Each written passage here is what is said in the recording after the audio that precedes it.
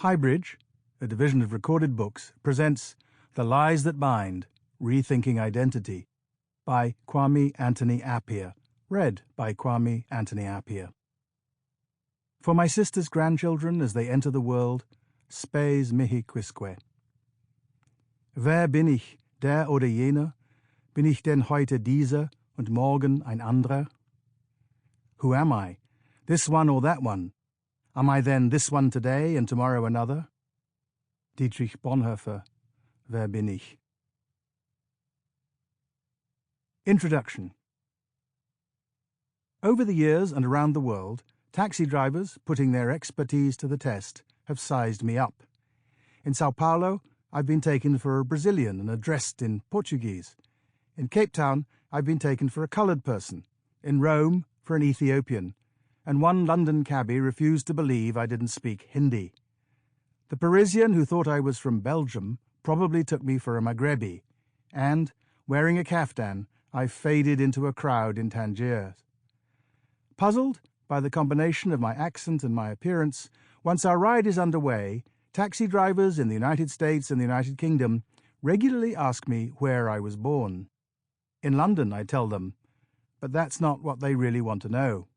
What they meant to ask is where my family came from originally, or, more bluntly, what are you?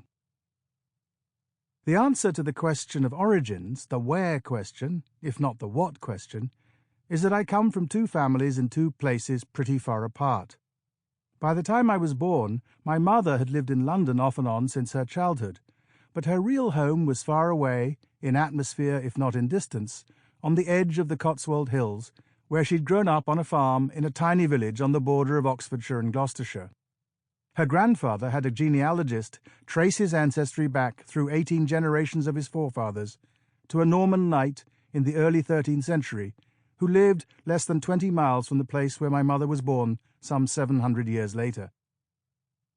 As a result, while my mother was, in a sense, a Londoner when I was born, she was at heart a countrywoman who just happened to work in London, though she'd spent a fair amount of time living abroad during and after the Second World War in Russia, Iran, and Switzerland. Not surprisingly, perhaps, given her international experiences, she found a job at an organisation in London that was working for racial harmony in Britain and its empire, largely by supporting colonial students. It was called Racial Unity. That was how she met my father, a law student from the Gold Coast. He was an anti-colonial activist, the president of the West African Students' Union, and a representative in Britain of Dr. Kwame Nkrumah, who was to lead Ghana to independence in 1957, just a few years after I was born. You might say she practiced what she preached. The other side of my family then came from Ghana, more precisely from Asante, a region in the heart of the modern Republic of Ghana. My father's lineage, as he taught us, could be traced back to Akramampim, an 18th-century general whose successes in battle had won him the right to a great tract of land on the kingdom's edge. He was a member of the military aristocracy that created the Asante Empire, which dominated the region for 2 centuries, and his name is one of the names my parents gave me. My father raised us with stories of his family. In a sense, though, it wasn't really our family. Just as my mother's people, being patrilineal, thought you belonged to your father's family, my father's, being matrilineal, thought you belonged to your mother's. I could have told those taxi drivers I had no family at all. This book is full of family stories because I want to explore the ways in which narratives like these shape our sense of who we are. Each person's sense of self is bound to be shaped by his or her own background, beginning with family, but spreading out in many directions, to nationality, which binds us to places, to gender, which connects each of us with roughly half the species, and to such categories as class, sexuality, race, and religion, which all transcend our local affiliations. I've set myself the task in this book of discussing some of the ideas that have shaped the modern rise of identity and trying to see some of the mistakes we regularly make about identities more clearly.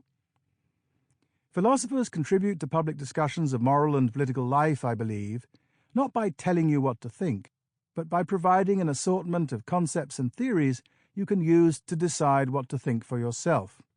I will make lots of claims, but however forceful my language, remember always that they are offered up for your consideration in the light of your own knowledge and experience. I'm hoping to start conversations, not to end them.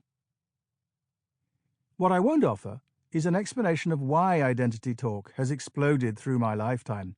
A fascinating question, but one for intellectual and social historians.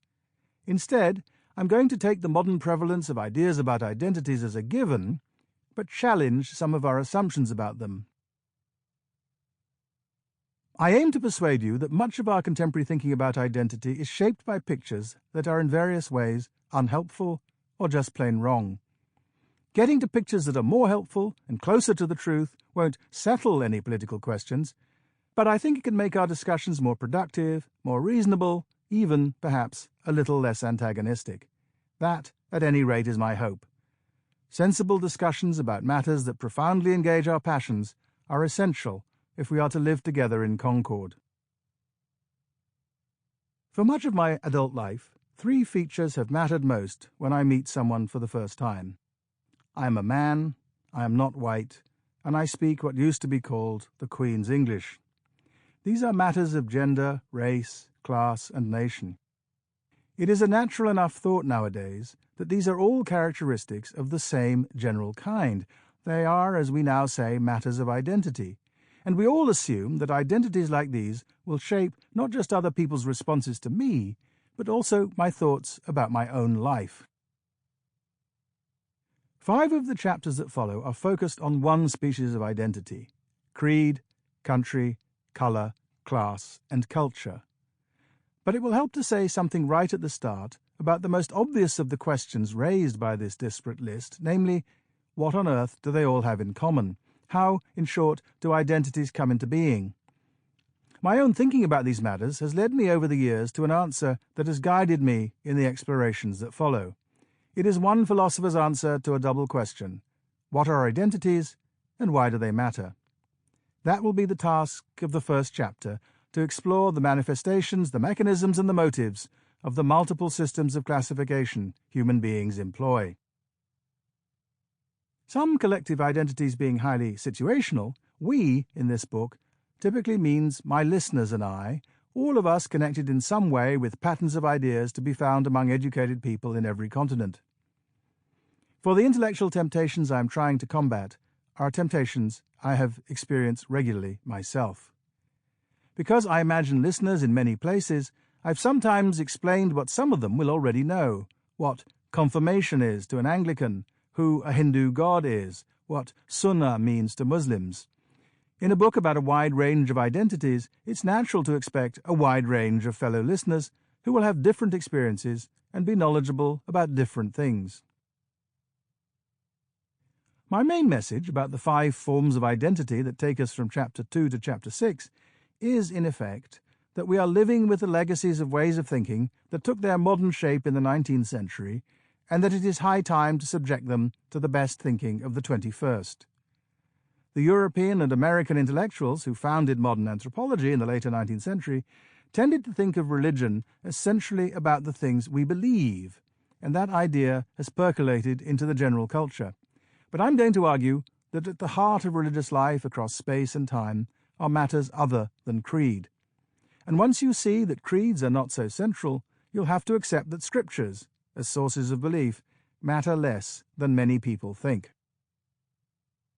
When it comes to modern states, shaped by a form of nationalism that also arose through the 19th century, law and common sense suggest that peoples have a right to determine their own fates. We speak of self-determination and autonomy, about independence and freedom. But, as I'll argue, there's something wrong with our models here too, starting with the answers we've given to a fundamental question: what makes a bunch of people into a nation? Race has been a source of trouble in human affairs since the contours of the modern ways of thinking about it became dimly visible in the rise of new scientific ideas about human beings as parts of the natural world. These ideas grew explosively in the 19th century, as did the cultural authority of biology, the new science of life. Much of the elaborate scientific superstructure that grew up around race was dismantled in the past century, as anthropologists and biologists worked out the implications of Darwin's and Mendel's ideas, and discovery upon discovery was made in evolutionary theory, population biology, and genetics. But the world outside the sciences hasn't taken much notice. Too many of us remain captive to a perilous cartography of colour. The issue with class, which I discuss in Chapter 5, is not so much that we have a picture of it that's mistaken, as that we operate with a set of pictures that is incoherent and inconsistent. And the most influential solution we've devised to the problems posed by class may, like the leaching and cupping of 18th-century physicians, worsen the condition it means to remedy. I won't try to summarize the multiple mistakes we make about our broader cultural identities, not least the very idea of the West. So let me just say here that they're manifest in the temptation to imagine that people's origins make them either inheritors of, or outsiders to, Western civilization. Throughout the book, we'll examine how gender, which must be the oldest form of human identity, subtends and shares the problems of other identities. Thinking more clearly about gender, the project of feminist philosophy for more than a generation, helps us think about other identities. That's why gender is central to the first chapter, which lays out some of the general picture of identity I rely on. But every identity has its own distinctive misconceptions. In each of my 5 test cases, we fall into an error I'll describe in the first chapter, of supposing that at the core of each identity there is some deep similarity that binds people of that identity together. Not true, I say, not true over and over again. How plausible I can make this thought will depend upon arguments, but also upon details and upon the scores of stories that illustrate my claims. There's no dispensing with identities, but we need to understand them better if we can hope to reconfigure them and free ourselves from mistakes about them that are often a couple of 100 years old. Much of what is dangerous about them has to do with the way identities, religion, nation, race, class, and culture divide us and set us against one another. They can be the enemies of human solidarity, the sources of war, horsemen of a score of apocalypses from apartheid to genocide. Yet these errors are also central to the way identities unite us today. We need to reform them because, at their best, they make it possible for groups, large and small, to do things together. They are the lies that bind. 1. Classification.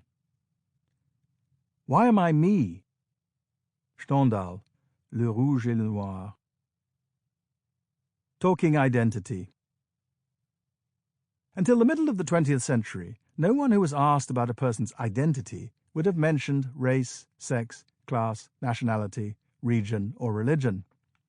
When George Eliot writes in Middlemarch that Rosamond was almost losing the sense of her identity, it's because Rosamond is faced with profoundly new experiences when she learns that Will Ladislaw, the man she thinks she loves, is hopelessly devoted to someone else. Identity here is utterly particular and personal.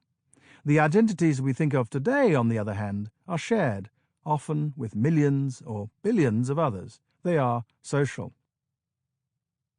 One looks in vain for talk of such identities in the social science of the early 20th century. In Mind, Self and Society, published in 1934, George Herbert Mead outlined an influential theory of the self as the product of an I responding to the social demands of others, which, once internalized, formed what he called the me. But in that great classic of early 20th century social thought, you'll never find the word identity used in our modern sense. Talk of identity really takes off in developmental psychology after the Second World War, with the influential work of the psychologist Erik Erikson. In his first book, Childhood and Society, published in 1950, he uses the term in more than one way.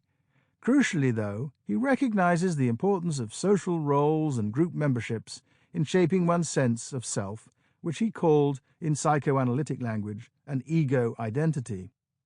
Later on, Erikson explored the crises of identity in the lives of Martin Luther and Mahatma Gandhi, and published books with titles like Identity in the Life Cycle, Identity, Youth and Crisis, and Dimensions of a New Identity. Erikson, who grew up in southwest Germany, told a tale of his own origins that sits right at the heart of our contemporary notions. My stepfather was the only professional man, and a highly respected one, in an intensely Jewish small bourgeois family, while I, coming from a racially mixed Scandinavian background, was blonde and blue-eyed and grew flagrantly tall. Before long, then, I acquired the nickname Goy in my stepfather's temple, while, to my schoolmates, I was a Jew.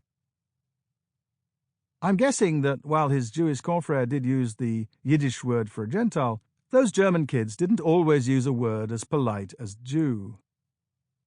His biological father had been a Dane named Salomonsen. His adopted father's name was Homburger. But at some point he took the last name of Erikson, which, as his daughter once observed dryly, suggested that he was a father to himself. In a sense, then, he was his own creation. Identity, we can surely conclude, was a fraught issue for him personally. In his first book, Erikson offered a theory as to why, as he put it, we, and given our subject it's worth noticing that he seems to mean we Americans, began to conceptualize questions of identity. He thought that identity had become a problem in the United States because the country was trying to make a super-identity out of all the identities imported by its constituent immigrants.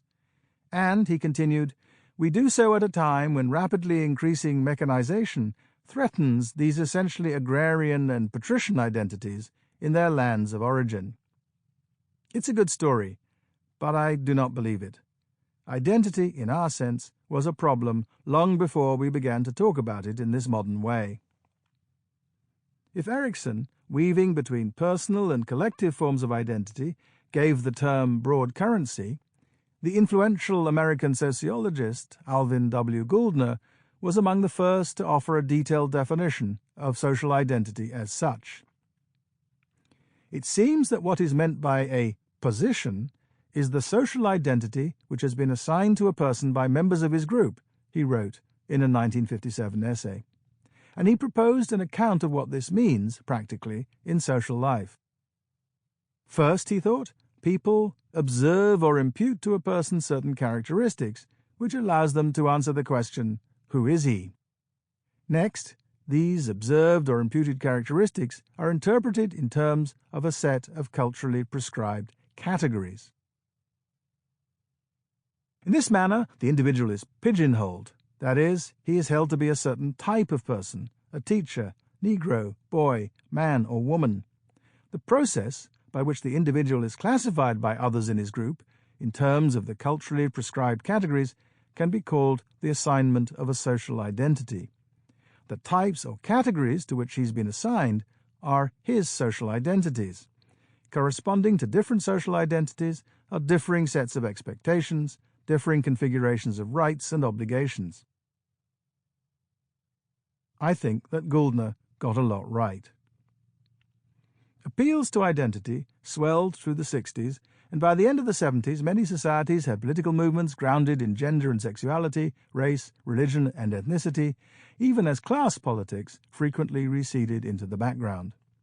In more than a few places, regionally based movements that sought to undo often long-established states spoke the language of national identity. In Europe alone, there's Scottish, Welsh, Catalan, Basque, Padanian and Flemish nationalism. Near the end of the 20th century, Yugoslavia collapsed into a collection of distinct countries. There are rumblings in Brittany, Corsica and Normandy, and that's far from a complete list. A little theory. I've been writing and ruminating on questions of identity for more than 3 decades now. My theoretical thinking about identity began, actually, with thoughts about race, because I was genuinely puzzled by the different ways in which people in different places responded to my appearance. That wasn't so much the case in Asante, where, so it seemed to me, one local parent was usually enough to belong. Jerry Rawlings, Ghana's head of state from 1981 to 2001, had a father from Scotland. He wasn't chosen by the people originally, he came to power twice through coup d'etat, but his fellow countrymen eventually elected him to the presidency twice. Unlike my 3 sisters, born, like my father, in Asante, I've never been a Ghanaian citizen. I was born in England before Ghana's independence with an English mother, and I showed up in Asante at the age of 1. So I'd have had to apply for Ghanaian citizenship, and my parents never applied for me. By the time it was up to me, I was used to being a Ghanaian with a British passport. My father, as president of the Ghana Bar Association, was once involved in writing one of our many constitutions. "Why don't you change the rules so that I can be both Ghanaian and British?" I asked him. "Citizenship," he told me, "is unitary." I could see I wasn't going to get anywhere with him. But despite my lack of that legal connection, sometimes when I do something noteworthy, I am claimed, at least by some, for the place that is home to half my ancestry. The story in England was complex too. In my grandmother's village, Minchinhampton, in Gloucestershire, where I spent much time in my childhood, those we knew never appeared to doubt our right to be there. My aunt and uncle lived in this picturesque market town in the west of England too. My aunt had been born there. My grandfather had spent time as a child at a house in the valley which belonged to his uncle, whose mill had once woven cloth for the tunics of British soldiers and green baize for billiard tables. My great-grandfather, Alfred Cripps, had briefly served as the Member of Parliament for Stroud, a few miles to the north, and his great-grandfather, Joseph Cripps, had represented Cirencester a few more miles east for much of the first half of the 19th century, and there were Crippses in that area, some buried in Cirencester churchyard, dating back to the 17th century.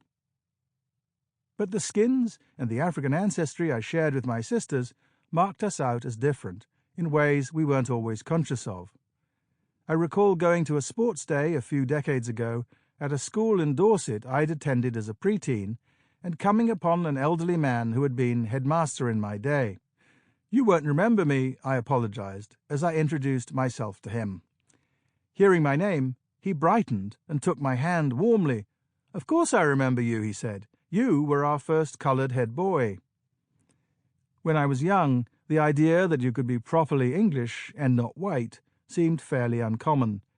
Even in the first decade of the 21st century, I remember the puzzled response of an older Englishwoman who had just heard a paper on race I gave at the Aristotelian Society in London. She just didn't understand how I could really be English, and no talk of 13th century ancestors in Oxfordshire could persuade her. In America, once I got there, things seemed at first relatively simple. I had an African father, and so, like President Obama later, I was black. But the story here, too, is complicated and has changed over the years, in part because of the rise of the idea of mixed-race people as an identity group. Colour and citizenship, however, were quite separate matters. After the Civil War, no sensible person doubted you could be black and American, at least so far as the law was concerned, despite a persistent undercurrent of white racial nationalism.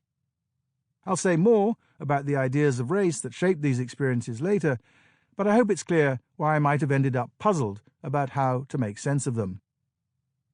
When I turned, over the years, to thinking about nationality and class and culture and religion as sources of identity, and added in gender and sexual orientation, I began to see 3 ways in which these very disparate ways of grouping people do have some important things in common.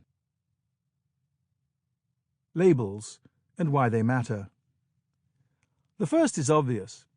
Every identity comes with labels, so understanding identities requires first that you have some idea about how to apply them.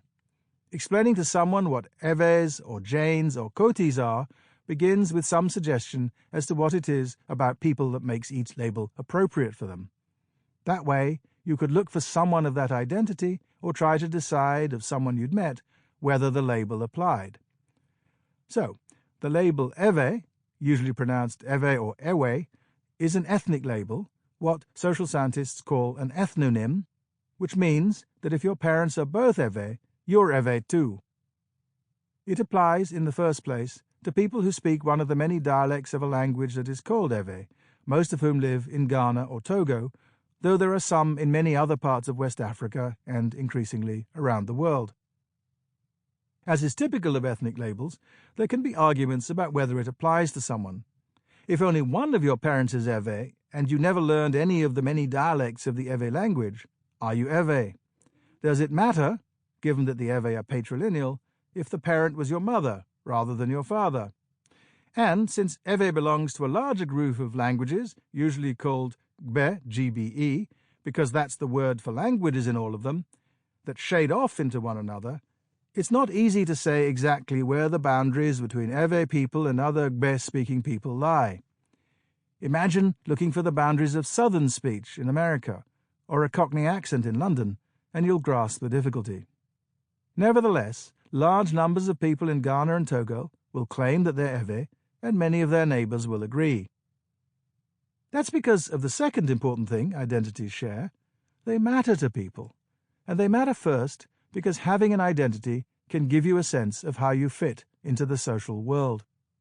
Every identity makes it possible, that is, for you to speak as one I among some us, to belong to some we. But a further crucial aspect of what identities offer is that they give you reasons for doing things.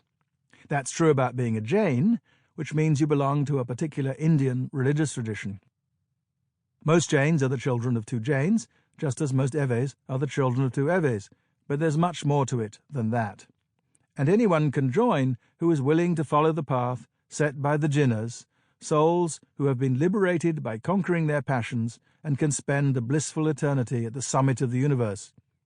Jains are typically expected to heed 5 vratas, which are vows or forms of devotion. These are non-violence, not lying, not stealing, chastity, and non-possessiveness. Like taboos, which are also central to many identities, the vratas define who you are by what, as well as who you are not. There's a whole lot of thou shalt nots in the 10 Commandments, too. The detailed content of each of these ideals depends, among other things, on whether you are a layperson on the one hand, or a monk or nun on the other. The general point, though, is that there are things people do and don't do because they are Jains. By this, I mean only that they themselves think from time to time, I should be faithful to my spouse, or speak the truth, or avoid harming this animal, because I am a Jain. They do that, in part, because they know they live in a world where not everyone is a Jain, and that other people with other religions may have different ideas about how to behave. Though there are Ewe religious traditions, lots of different ones, being Ewe isn't, by contrast, a religious identity, and doesn't come with the same sort of specified ethical codes. Ewes can be Muslim, Protestant, or Catholic, and many practice the traditional rites that go by the name of voodoo. Like the Haitians, they borrowed this word from the Fon peoples, who are their neighbours. It means spirit. But all the same, Ewe people sometimes say to themselves, as an Ewe I should, and go on to specify something they believe they should do or refrain from doing. They do things, in short, because they are Ewe, and this, too, depends in part on their recognition that not everyone is Ewe, and that non-Ewes may well behave differently. People who give reasons like these, because I'm a this, I should do that, are not just accepting the fact that the label applies to them, they're giving what a philosopher would call normative significance to their membership in that group. They're saying that the identity matters for practical life, for their emotions and their deeds. And one of the commonest ways in which it matters is that they feel some sort of solidarity with other members of the group. Their common identity gives them reason, they think, to care about and help one another. It creates what you could call norms of identification, rules about how you should behave given your identity. But just as there's usually contest or conflict about the boundaries of the group, about who's in and who's out, there's almost always disagreement about what normative significance an identity has. How much can one Ewe or one Jain legitimately ask of another? Does being Ewe mean you ought to teach the Ewe language to your children? Most Jains think that their religion requires them to be vegetarian, but not all agree that you must also avoid milk products, and so on. While each Ewe or each Jain will have done things because of their identity, they won't always do the same things. Still, because these identities sometimes help them answer the question, what should I do, they're important in shaping their everyday lives. One further reason that's true is the third feature all identities Sample complete. Ready to continue?